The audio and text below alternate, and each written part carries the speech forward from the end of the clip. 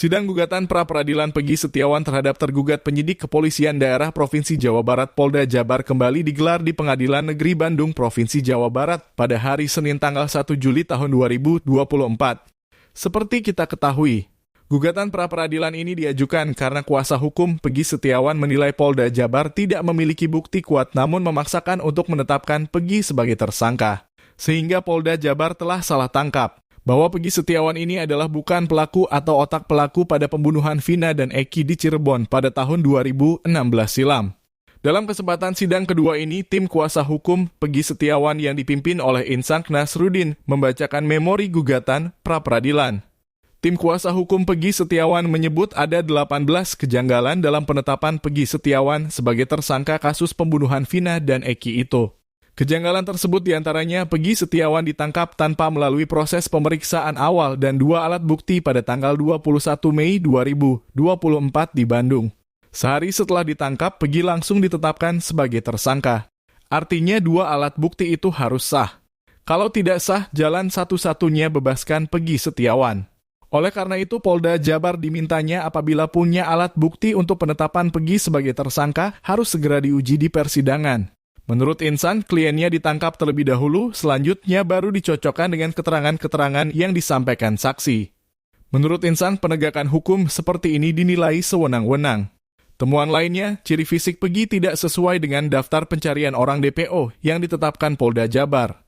Dalam DPO Peggy dinyatakan tinggi badan 160 cm, rambut keriting, namanya Peggy alias Perong dan berusia 22 tahun saat melakukan aksi pembunuhan, dan kini berusia 30 tahun pada tahun 2024.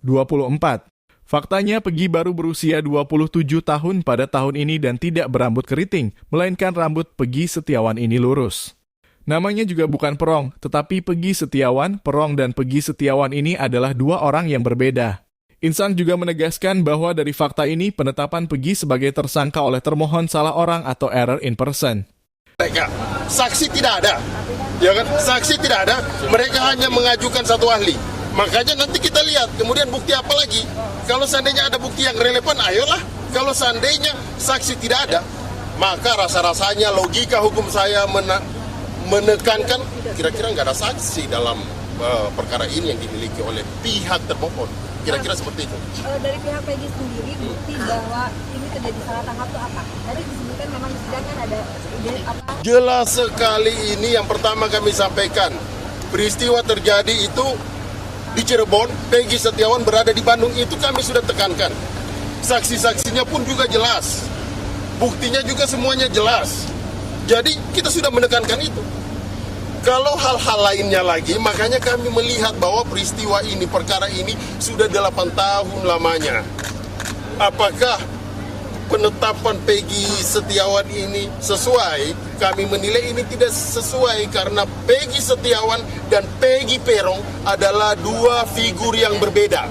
Kira-kira seperti itu kawan-kawan. Tadi disebutkan juga kan, dijelaskan juga kan tadi karakter atau sosok yang berbeda itu seperti apa? Ya, kita sudah menjelaskan mulai dari ciri-ciri fisik, ya kan, kemudian alamat, ya kan, usia juga semuanya berbeda. Tidak bisa kita memaksakan. Makanya kami mengajukan pra-peradilan ini karena kami menilai bahwa terhadap klien kami ditangkap dulu, baru dicocok-cocokkan nih, dicari saksi, cari bukti. Ini penegakan hukum seperti ini kami lihat adalah sewenang-wenang. Karena yang kami butuhkan adalah penegakan hukum yang fairness, yang betul-betul menjunjung tinggi hukum sebagai panglima. Jangan sampai begini, kita sama semua di depan hukum, tapi kita tidak sama di depan penegak hukum. Jangan sampai itu terjadi. Kira-kira seperti itu kawan-kawan. Kayak tadi sosok yang berbeda ciri-ciri itu nanti alat buktinya akan dialihkan apa Pak? Pembuktian ini silakan pihak kepolisian dulu membuktikan. Ya, saya tambahkan. Iya kan? Oke. Jadi alat bukti yang akan kami ajukan bahwa DPO berbeda dengan Peggy Setiawan, kami mempunyai penetapan DPO yang diumumkan oleh Polda Jawa Barat, ya, 3 orang, Andi, Dani, dan Peggy alias Perong. Itu sudah jelas kami akan jadikan bukti, ya, bahwa DPO-nya itu adalah Peggy alias Perong, khususnya dengan ciri-ciri rambutnya keriting, kulitnya tinggi 160, tinggalnya di Banjarwangunan. Nah, yang ditangkap ini rambutnya tidak keriting. Peggy Setiawan ini lurus. Alamatnya di Kepongpongan, ya, bukan di Banjarwangunan. Ya. Kemudian umurnya juga dalam DPO itu 30 tahun 2024 dan Peggy Setiawan ini ya baru saja 28 tahun. Pada saat ditangkap itu 27 tahun. Oke. Nah, kami jelaskan secara keseluruhan permohonan pra peradilan kami ada 35 halaman. Pada poinnya mempersoalkan pertama ya, karena setiap kompresi pes Polda Jawa Barat selalu mengatakan bahwa penangkapan Peggy Setiawan dasarnya adalah DPO, dasarnya adalah putusan pengadilan yang sudah inkrah, ya, maka ya kami menyampaikan dalam permohonan pra peradilan ini pertama, ya, penangkapan, ya, tadi ada penangkapan. Penangkapan itu, ya, seharusnya seseorang harus ditetapkan sebagai tersangka terlebih dahulu. Nyatanya Peggy Setiawan, ya, ditangkap statusnya belum tersangka.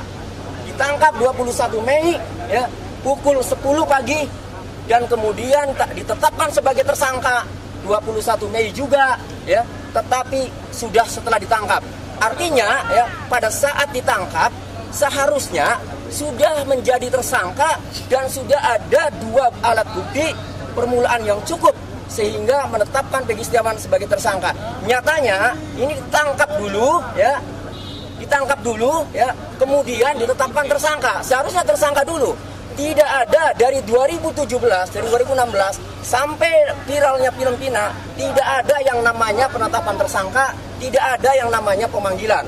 Kemudian yang kedua, ya, kecuali tertangkap tangan. Kalau tertangkap tangan boleh. Ini tidak tertangkap tangan sejak kejadian terdahulu juga, ya. Itu kejadian 27 Agustus 2016. Kemudian baru ditangkap para pelaku 8 orang itu 3 hari kemudian. Artinya tidak tertangkap tangan, ya. Jadi pertama mempersoalkan penangkapan, ya. Kedua, ya, mempersoalkan penetapan tersangka.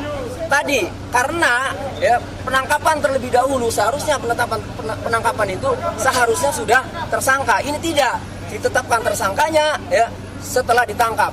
Nah, penetapan tersangka juga ini harus ada 2 alat bukti ya. Sementara tadi sudah disampaikan alat bukti itu setelah ditetapkan tersangka masih dicari-cari. Kami merasakan sebagai penasihat hukum ketika mendampingi ya saksi-saksi terakhir ya di Polresta Cirebon memeriksa Dede Kurniawan saja masih mencari motif, masih mencari alat bukti yang tadinya ya dicari geng motor afiliasi sampai di Cirebon ya di Polres itu dicari Jakmania garis keras. Itu artinya kami yakin bahwa dalam menetapkan tersangka ini tidak mempunyai alat bukti. Itu poinnya. Jadi 1 penangkapan, 2 penetapan tersangka gitu. Dari kuasa hukum kira-kira ada informasi nggak sih siapa Peggy yang sebenarnya dicari ini? Apakah sudah ada informasi? Itu tadi ciri-cirinya yang dikasih tahu tuh. Apakah sudah ada orang yang dimaksud? Oh itu kita belum ada. Enggak, sekarang begini. Kami hadir di sini semata-mata kita harus garis bawahi nih ya. Kita harus garis bawahi bahwa Peggy Setiawan itu bukanlah Peggy Peron. Jadi apapun perbuatan Peggy Peron, bagaimana kami tidak ada kaitan itu. Yang kami ingin buktikan, silakan cari sendiri. Yang kami ingin buktikan, yang kami ingin bela di sini adalah orang yang atas nama Peggy Setiawan tidak bersalah, tidak tahu menahu, kemudian ditarik, dimintai pertanggungjawab dalam perkara ini. Kira-kira seperti itu. Kalau kesamaan nama juga tidak sama. Apakah sama Peggy Setiawan dengan Peggy Peron? Kan ini 2 hal berbeda. Kemudian yang paling penting begini.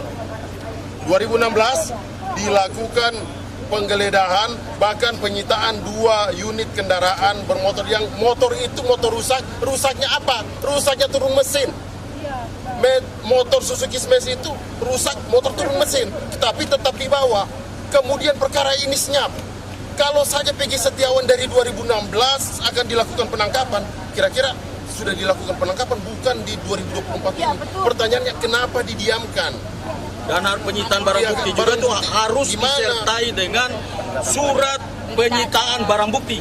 Tapi pada saat penyitaan barang bukti itu tidak ada surat penetapan barang bukti atau surat penyitaan barang bukti dan tidak seizin pengadilan negeri. Penangkapannya juga kan nggak ada suratnya juga apa gimana? Iya betul, tidak ada. Lebih kami tekankan bahwa lebih kepada 2016 pada saat dilakukan penyitaan 2 unit motor rusak turun mesin, itu sama sekali tidak diberikan surat apa-apa, tapi yang kemudian motor itu tetap dibawa.